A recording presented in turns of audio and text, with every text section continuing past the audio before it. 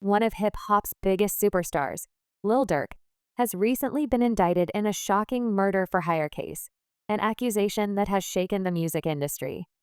Represented by a high-profile attorney known as the billion-dollar lawyer, whose clients range from celebrities to powerful political figures, Durk's case is expected to unfold in a federal courtroom, where a fierce battle will take place. As this high-stakes case gains momentum, federal prosecutors have unsealed new evidence, revealing their latest moves and what they hope will be a victory in this complex and high-profile case. The situation surrounding Lil Durk took a dramatic turn when federal authorities alleged his involvement in the murder of Stephon Mack, a leader of the Gangster Disciples faction in Chicago. The feds claimed that Durk sought revenge for the death of his older brother, Dthang, a tragedy that rocked both his personal life and his music career. But now, the question is not just about retaliation for his brother's death, but about the alleged conspiracy and the chilling accusations that have led to Durk being accused of orchestrating a murder for hire. The backdrop of this case involves a string of killings in Chicago, where Lil Durk's name has surfaced in connection to the shooting of Quando Rondo's cousin, L. Pab, and other violent incidents. The evidence surrounding these killings has been both circumstantial and damning, with lyrics from Durk's music fueling rumors and conspiracy theories. But it wasn't just the lyrics that led to the investigation. It was surveillance footage, phone records, and testimony from a confidential informant that brought these events into a chilling light. On June 6, 2021, a murder occurred in Harvey, Illinois. That would become a key point in the investigation.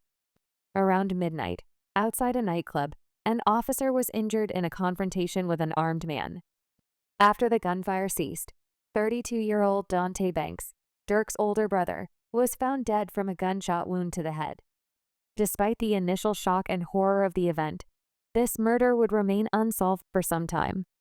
It would take nearly 2 years before the FBI's Homicide Task Force began connecting the dots to Durk, using wiretaps, cell phone records, and informant testimony to build their case.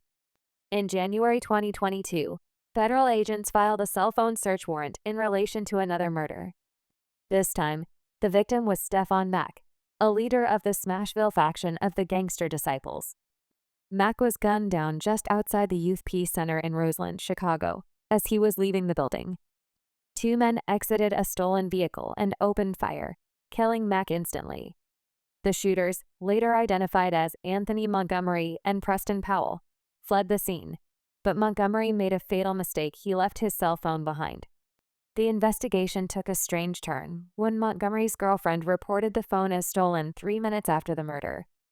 Authorities were able to trace the phone's location and recover key evidence, including a series of texts between Montgomery and Powell that linked them to the murder.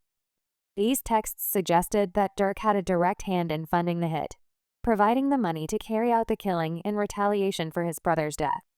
The informant, a longtime FBI source with a history of providing valuable information about gang-related violence in Chicago, played a crucial role in piecing together the story.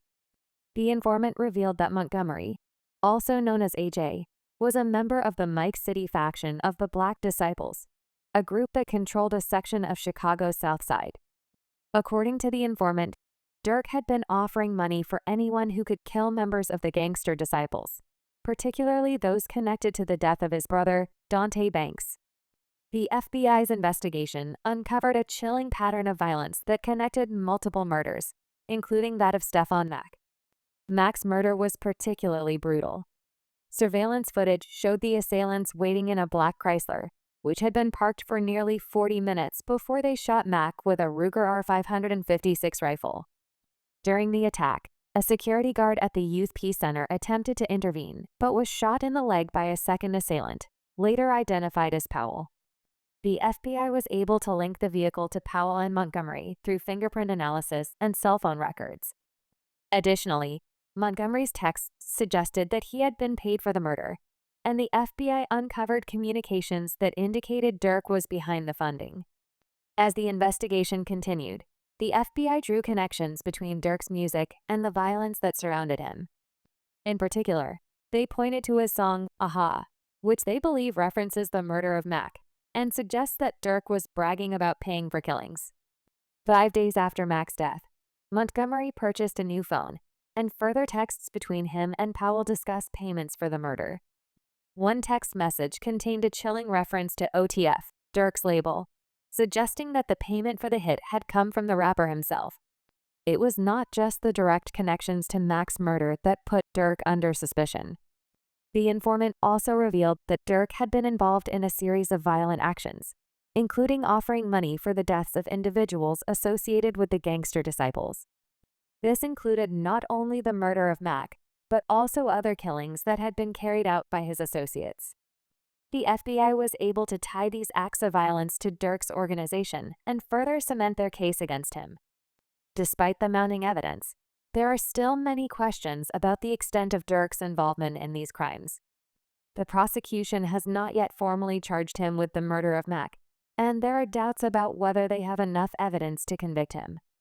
Some believe that the FBI is using the circumstantial evidence, including the text messages and Durk's lyrics, to paint a picture of a dangerous individual who uses his wealth and power to manipulate others into committing violence on his behalf. However, critics argue that the evidence is not conclusive enough to prove that Durk directly funded the murder of Mac. One of the most contentious aspects of the case is the role played by the confidential informant, whose reliability has been questioned. The informant, who has been working with the FBI for over 5 years, has reportedly been paid over $120,000 for his services, but his credibility is under scrutiny. Many have pointed out that the informant's criminal past and history of providing information for money make him a questionable source. Furthermore, some have argued that the FBI's case is based on tenuous connections and a series of assumptions that may not hold up in court. The case is further complicated by the involvement of Durk's high-powered attorney, known for representing some of the biggest names in entertainment and politics. This attorney is expected to fight tooth and nail to clear Durk's name, and many believe that the defense will be able to poke holes in the prosecution's case. Given the lack of concrete evidence and the questionable nature of the informant's testimony, it's possible that the charges could be dropped or reduced. However, the stakes are incredibly high. The federal government has made it clear that they are determined to take down Durk and his associates, and they will stop at nothing to prove their case. As more details about the investigation come to light, it's likely that we will see more twists and turns in this high-profile case. For now, Lil Durk has not been formally charged with ordering the murder of Stefan Mac, but the evidence against him is building. Whether or not he will ultimately face charges for the crime remains to be seen, but it's clear that federal authorities are eager to bring him down. The next steps in the case will be closely watched by fans, legal experts, and the public alike as this complex and high-stakes trial continues to unfold.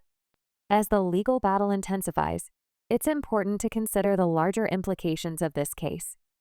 Lil Durk's situation reflects the broader issue of violence and gang-related crime in Chicago, a city that has long been plagued by gun violence and gang activity.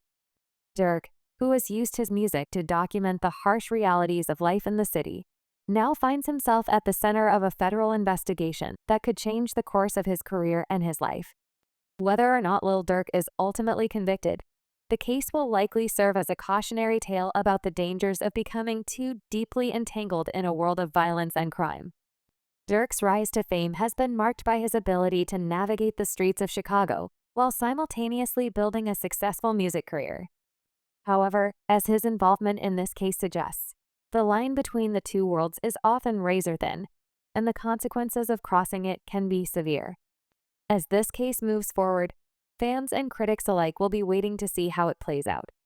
The legal battle is far from over, and new revelations may emerge that could change the course of the investigation.